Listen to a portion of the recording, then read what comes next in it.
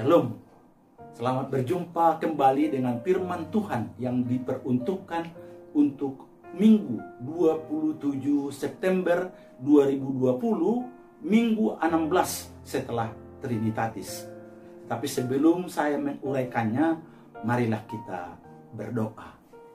Damai sejahtera yang melampaui segala akal, yang datangnya daripada Kristus Yesus Tuhan kita, kiranya menyertai hati, pikiran, perasaan, dan seluruh hidup saudara di saat mendengarkan sabdanya hari ini. Amin. Saudara-saudara yang dikasihi di dalam Kristus Yesus, dasar firman Tuhan khotbah hari ini diambil dari 2 Samuel 9 ayat 1 sampai ayat yang ke-8 dengan tema kepedulian terhadap disabilitas. Sekali lagi, kepedulian terhadap disabilitas. Saudaraku yang dikasihi di dalam Kristus Yesus, sangat membanggakan waktu Presiden Jokowi mengumumkan 7 kaum milenial berprestasi menjadi staf khususnya. Salah satu diantaranya bernama Angki Yudhistia yang berusia 32 tahun adalah penyandang disabilitas tunarungu. Dan bahkan Jokowi mengumumkan dan mendapuk perempuan disabilitas ini menjadi juru bicaranya di bidang sosial. Sangat luar biasa. Tapi sebelumnya kita juga mengenal satu sosok perempuan yang sangat luar biasa yang dikenal sepanjang sejarah bernama Frances Jane Crosby. Kita tahu bahwa perempuan yang luar biasa ini telah mengarang himne, sajak, dan juga puisi di dalam hidupnya 95 tahun, lebih dari 9.000 judul. Tidak hanya itu saudaraku, dia juga mengarang berbagai banyak hal tanpa perlu merenung kemana-mana, tanpa mencari sesuatu untuk mendapatkan inspirasi baru di dalam menulis. Dikatakan 200 pena, ya nama pena dibuatnya, mengganti namanya untuk menulis saking banyaknya ide-idenya yang ditulisnya. Bahkan dikatakan dia sanggup menghafal kitab suci seperti kitab Kejadian, kitab Keluaran, Imamat, Bilangan, bahkan Matius, Markus, Lukas, Yohanes, kitab Amsal, dan beberapa pasal dari kitab Mazmur. Saudaraku, tidak hanya itu, umur 10 tahun dikatakan dia sanggup mengarang lagu, main piano, main harpa, dan juga main gitar. Tidak hanya itu saudaraku, umur 23 tahun dia sudah bisa berdiri di depan parlemen Amerika Serikat, bahkan menjadi sahabat banyak presiden Amerika Serikat pada saat itu. Tidak hanya itu saudaraku, dia juga adalah pengarang lagu-lagu rohani seperti Ku Berbahagia Yakin Teguh, dan banyak lagi lagu-lagu rohani dan lagu sekuler. Tapi tahu saudaraku bahwa Penny ini adalah seorang disabilitas yang buta matanya sewaktu dia sakit berumur 6 minggu. Karena malpraktek dokter, dia akhirnya menjadi buta. Tapi saudaraku, melalui didikan neneknya untuk berdoa dan baca Alkitab, bahkan menghafal ayat-ayat firman Tuhan, akhirnya Pani juga menjadi seorang motivator, pengkhotbah, pengarang lagu, penyanyi, dan seorang yang sangat luar biasa di zamannya sampai sekarang ini. Saudara-saudara, tidak hanya dia, juga Nick Vujicic, seorang motivator dunia kebanggaan Australia. Dia juga adalah seorang motivator yang sangat luar biasa. Tapi dikatakan dia mengalami sindrom tetra amelia, yakni tidak punya lengan, tidak punya kaki. Sehingga keluarganya menceritakan, ya, dia ceritakan sendiri waktu dia lahir dan dibawa perawat kepada ibunya. Ibunya menolaknya dan tidak percaya bahwa itu adalah anaknya sendiri. Tapi akhirnya ayah dan ibunya menerima dia. Dan mereka percaya bahwa Allah punya rencana yang hebat bagi masa depan yang dikasihi di dalam Kristus Yesus. Sebenarnya masih banyak lagi tokoh-tokoh yang sangat luar biasa orang-orang yang disabilitas dipakai Tuhan secara luar biasa, baik sebagai pemusik, penyanyi, pengarang, pengacara, politikus, ekonom, pendeta, motivator, dan banyak lagi, saudaraku. Tapi tahukah saudara, waktu mereka baru lahir, waktu mereka kecil, waktu mereka SD, SMP, SMA, bahkan di perguruan tinggi, waktu mereka remaja, waktu mereka bermain, waktu mereka ke gereja, waktu mereka ada di masyarakat, mereka sering apa? Pada umumnya katanya para penyandang disabilitas ini bisa ganti-ganti sekolah. Sangat menderita karena sering dibully, dikucilkan, diacuhin, bahkan diolok-olok. Mereka tidak tahu kenapa. Membuat batin mereka sangat luka. Bahkan keluarga kadang-kadang menolak mereka dan tidak menerima mereka apa adanya. Seperti pengalaman Nick Pujikik tadi yang saya ungkapkan. Dan tidak hanya itu, saudaraku. Di tempat pekerjaan juga mereka kadang-kadang dibedakan dengan orang lain. Bahkan ada perusahaan, ada Pemda setempat yang menolak mereka menjadi pegawai di sekitar mereka. Sebagaimana diungkapkan oleh Angki Yudhistia, aku tahu sulitnya mendapatkan pekerjaan, mengerti rasanya dengan bagaimana harus bertahan hidup di antara sulitnya akses menjadi minoritas. Katanya, supaya kita melihat itu dan kita menyadari akan penderitaan yang mereka alami. Saudara memang tahu bahwa kita adalah segambar dan serupa dengan Allah. Kita sama-sama di hadapan Tuhan, tidak ada perbedaannya. Tapi entah kenapa, karena dosa manusia, maka ada banyak perbedaan-perbedaan yang kita buat, baik yang normal dan juga yang disabilitas, yang kaya dan miskin. Sehingga saudaraku, perbedaan-perbedaan itu membuat luka bagi banyak orang. Siapa sih saudaraku yang mau menerima keadaannya ada sesuatu yang kurang dalam hidupnya? Tentu tidak ada. Tapi itu bukan berarti harus disesali, apalagi dihindari siapapun. Ada memang banyak pertanyaan yang timbul dari para disabilitas, bahkan keluarga, bahkan para murid sendiri bertanya kepada Tuhan Yesus, Tuhan, mengapa mereka seperti itu? Siapa yang salah? Orang tua kah? Aku kah?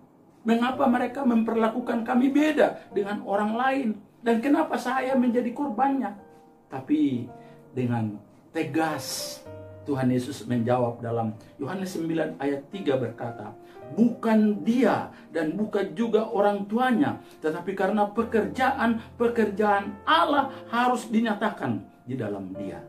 Saudaraku, kita melihat memang rupa-rupanya kekurangan fisik, kekurangan mental, kekurangan sesuatu di dalam kehidupan kita.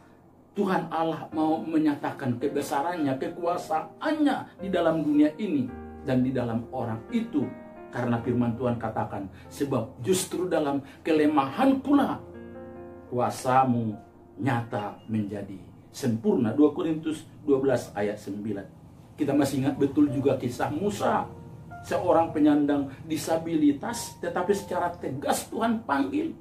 Dan Tuhan utus menjadi juru bicaranya kepada Fir'aun untuk membebaskan umatnya yang telah terjajah selama 400 tahun. Bahkan memimpin umatnya ini keluar dari Mesir sampai ke tanah Kanaan. 40 tahun lamanya.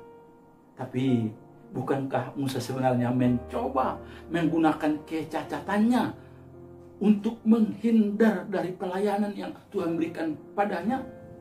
Musa berkata kepada Tuhan, Tuhan, aku ini tidak pandai bicara, dahulu pun tidak, dan sejak engkau berfirman kepada hambamu pun tidak, sebab aku berat mulut dan berat lidah. Keluaran 4 ayat 10. Tetapi Tuhan mengetahui masalah seseorang yang ada pada dirinya, sehingga Tuhan berfirman secara tegas kepadanya, siapakah yang membuat lidah manusia siapakah yang membuat orang bisu atau tuli, membuat orang melihat atau buta? Bukankah aku yang ni Tuhan?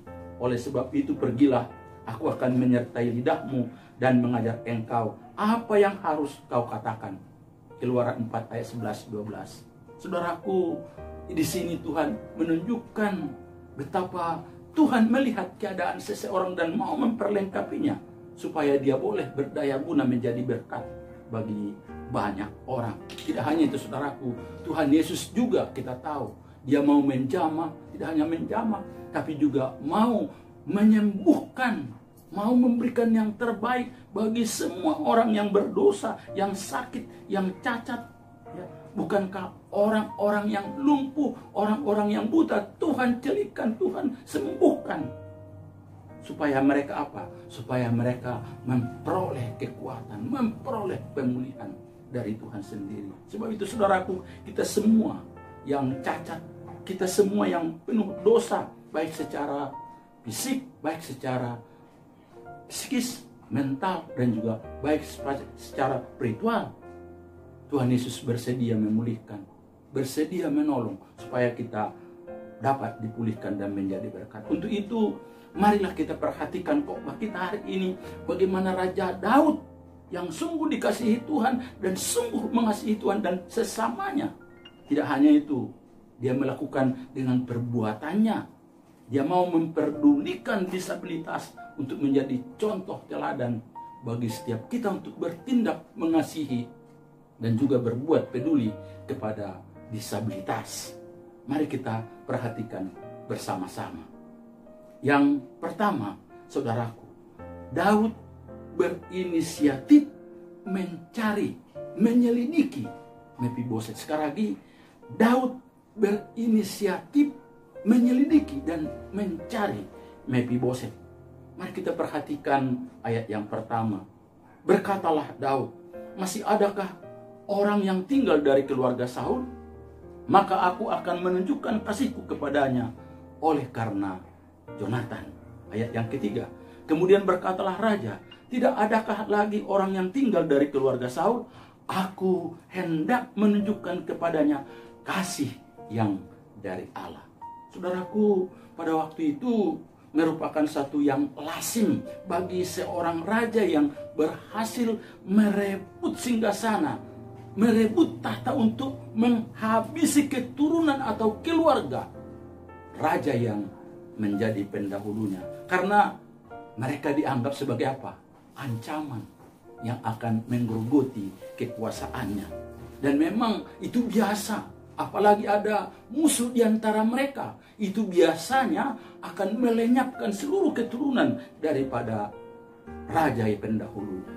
Saudaraku, beda dengan Raja Daud, walaupun dia dimusuhi oleh Raja Saul pendahulunya, tetapi Daud bukanlah seorang pendendam. Dia justru firman Tuhan katakan berinisiatif mencari, menyelidiki musuhnya, keturunan musuhnya, apakah masih ada, supaya dia menunjukkan kepadanya kasih dari Allah dan mengingat janjinya kepada Jonatan sahabatnya. Saudaraku yang dikasihi di dalam Kristus Yesus, inilah luar biasanya orang yang sudah mengalami kasih Allah di dalam hidupnya. Daud merasakan betapa Tuhan sudah mengangkat dia dari seorang gembala yang tidak ada apa-apanya, tapi bisa bersahabat dengan anak raja, yakni Jonatan. Dan mereka sudah menjalin persahabatan yang sedemikian akrabnya, dan tidak boleh memutuskan keturunan siapapun di antara mereka yang sudah mati. Dan saat ini Daud telah diangkat menjadi raja. Dia mengingat akan perjanjian persahabatan mereka itu dengan Jonatan, sehingga dengan aktif di sini dia mencari, dia menyelidiki, walaupun sebenarnya itu adalah keturunan musuhnya. Saudaraku, kita perhatikan sini satu kunci yang sangat luar biasa. Kasih menutupi banyak salah.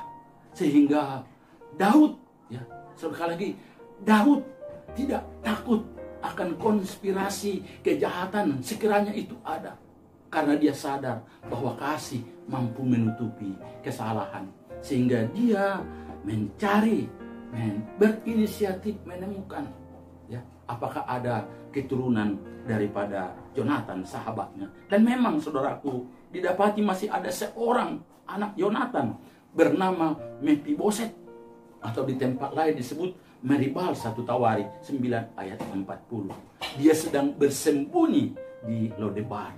Saudaraku yang dikasihi di dalam Kristus Yesus, bukankah tindakan seperti ini yang Tuhan lakukan kepada kita?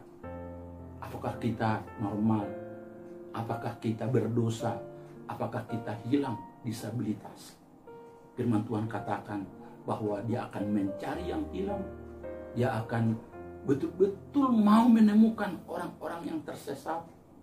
Bahkan Tuhan Yesus katakan, jika ada satu orang di antara 100 orang, Dia akan meninggalkan 99 dombanya dan juga akan mencari satu domba yang sesat itu.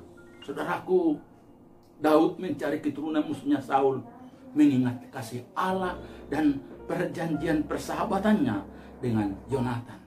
Seperti itulah seharusnya tindakan-tindakan kita kepada sesama kita, kepada para penyandang disabilitas. Karena kita sudah mengalami pemulihan kasih yang sungguh luar biasa dari Tuhan. Supaya kita juga mau mencari, mau berinisiatif menyelidiki, mau betul-betul berdoa supaya makin banyak orang dicari dan juga ditemukan untuk dipulihkan, untuk jadikan menjadi keluarga dan juga anggota keluarga kerajaan Allah. Yang kedua saudaraku, sambutan, pengakuan, pemulihan, dan akhirnya menjadi anak raja. Sekali lagi, sambutan, pengakuan, pemulihan, sehingga menjadi anak raja. Jika kita perhatikan ayat 7 dan ayat 9 berbunyi demikian. Kemudian berkatalah Daud kepadanya, janganlah takut, sebab aku pasti akan menunjukkan kasihku kepadamu oleh karena Yonatan ayahmu. Aku akan mengembalikan kepadamu segala ladang Saul nenekmu, dan engkau akan tetap makan sehidangan dengan aku. Ayat 9, lalu raja memanggil Ziba hamba Saul itu dan berkata kepadanya, segala sesuatu yang adalah milik Saul dan milik seluruh keluarganya ku berikan kepada cucu tuanmu itu. Saudaraku yang dikasihi di dalam Kristus Yesus, seseorang yang sudah terpuruk ya, karena status buronan, tentu perasaannya sudah demikian jatuh, perasaan malu karena tadinya raja dan sekarang ia menjadi seorang buronan karena musuh raja, karena memang dia mengingat opungnya adalah Saul, musuh daripada Daud. Ditambah lagi penyandang disabilitas, tentunya Mephiboset sangat menderita, baik secara fisik, baik secara psikis, baik secara spiritual. Dia membutuhkan apa? Penenangan hati. Dan saudaraku, Daud memberikannya kepadanya. Firman Tuhan katakan tadi bahwa Daud mengungkapkan penenangan hati yang sangat luar biasa kepada Mephiboset. Dia disambut hangat, tidak hanya disambut hangat, tapi juga diungkapkan kata yang sangat luar biasa. Janganlah takut. Saudaraku, inilah yang kita butuhkan. Inilah yang dibutuhkan para penyandang disabilitas. Inilah yang dibutuhkan orang-orang yang sedang terpuruk, sedang merasa jatuh, sedang merasa tidak ada harganya, disambut, diangkat, dan juga diberi kata-kata penghiburan yang sangat luar biasa. Janganlah takut.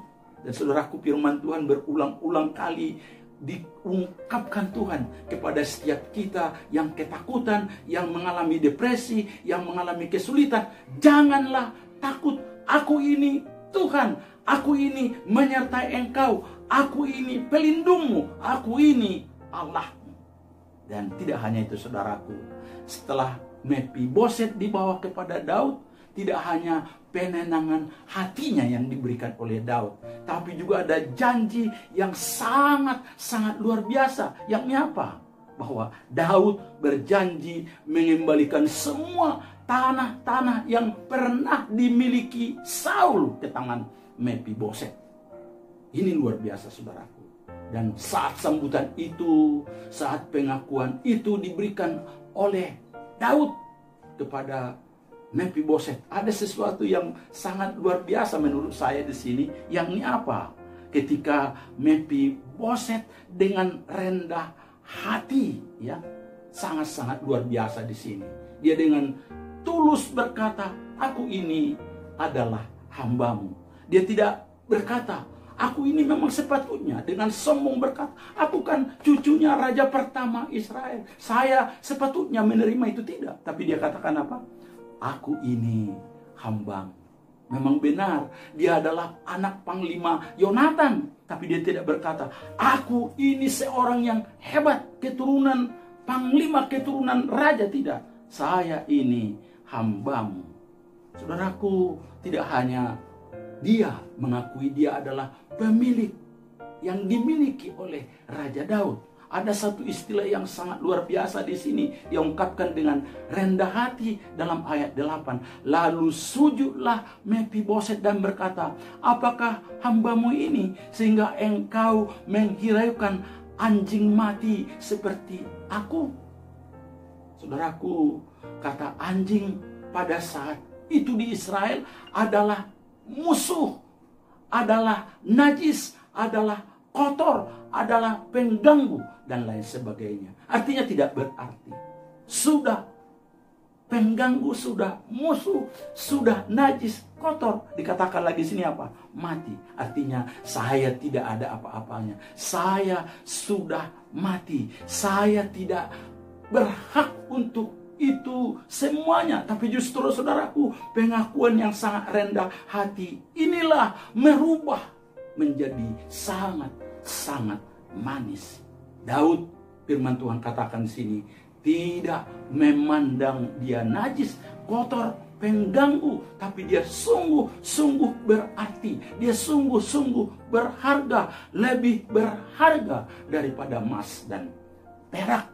Sehingga Daud memberikan tempat bagi Mephiboset sebagai apa? Salah satu keluarga Raja Daud sendiri. Dia diangkat menjadi anak raja, duduk makan semeja dengan raja. Itu artinya dia sudah diangkat, dipulihkan menjadi apa? Anak raja. Saudaraku, ini sangat-sangat luar biasa.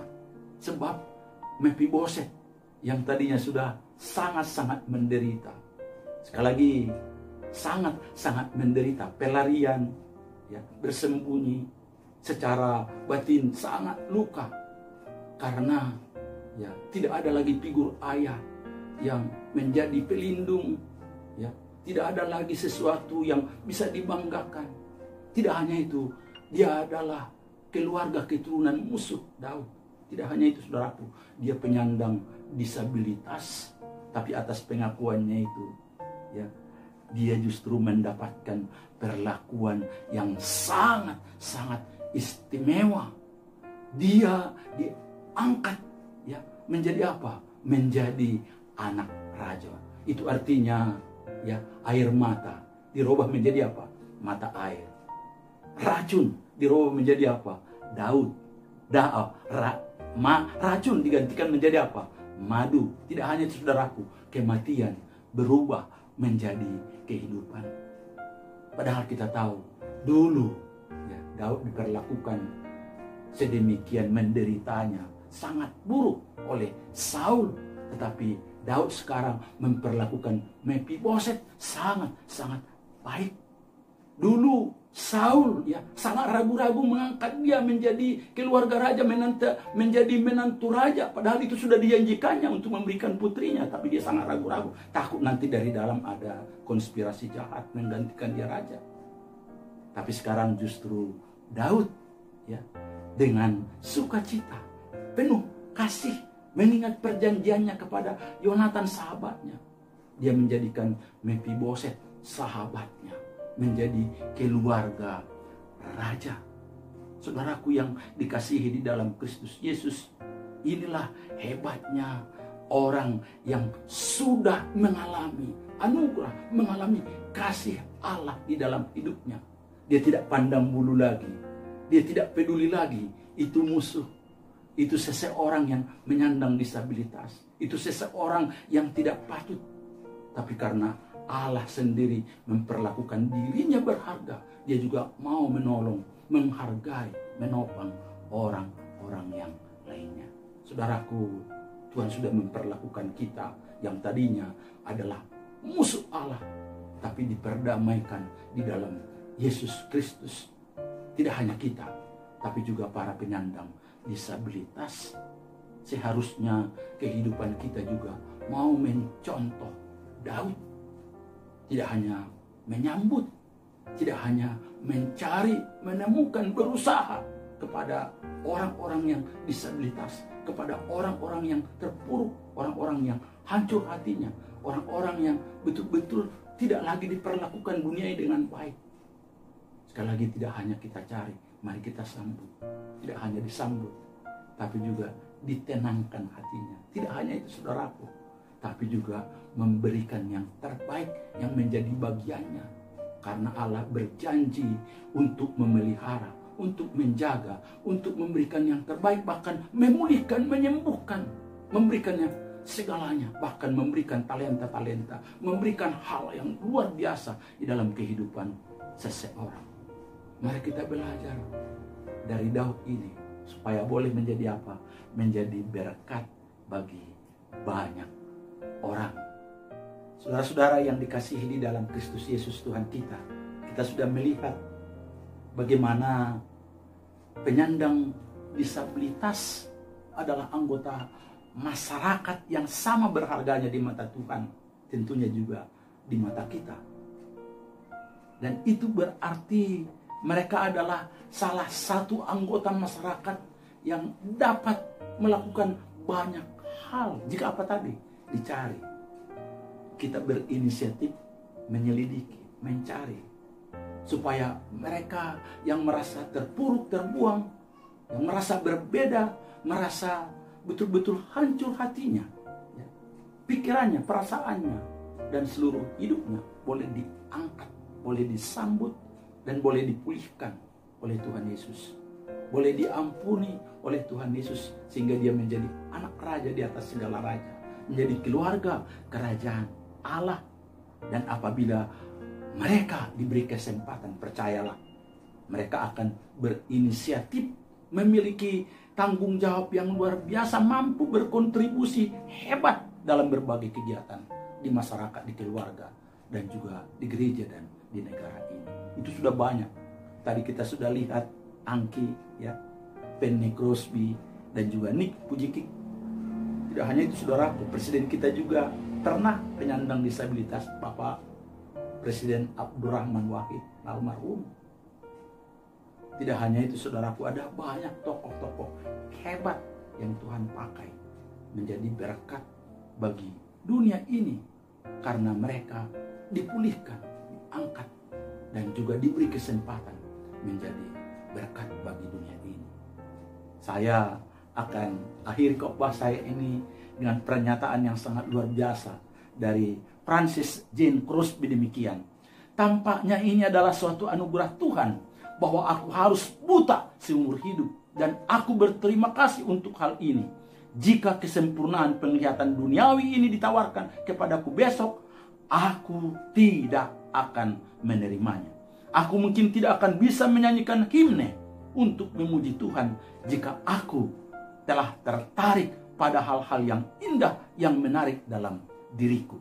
Dan dia melanjutkan, jika aku punya sebuah pilihan, aku akan tetap memilih untuk tetap buta. Karena ketika aku mati, wajah pertama yang akan kulihat adalah wajah Juru Selamatku, Tuhan Yesus Kristus. Kiranya Tuhan Yesus memberkati kita. Amin.